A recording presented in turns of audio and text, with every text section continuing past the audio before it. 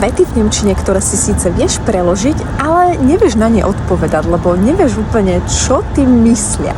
Časť druhá. Sedíš s kolegami na obede a už ste aj dojedli, ešte chvíľu pokecali a teraz sa niekto spýta sollen wir? Sollen možno poznáš už ako sloveso mať, v zmysle mať nejakú povinnosť.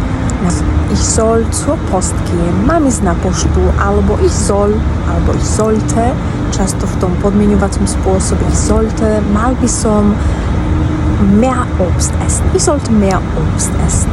A sollen wir, v našom kontexte na obede, sollen wir znamená v zmysle sollen wir gehen, ako nedopovedaná veta sollen wir gehen, máme ísť.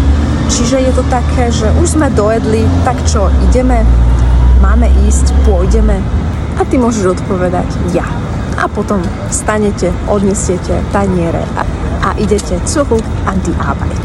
Páčil sa ti tip? Daj mi vedieť prostredníctvom lajku a pošli toto video, komu sa to tiež ide vedieť.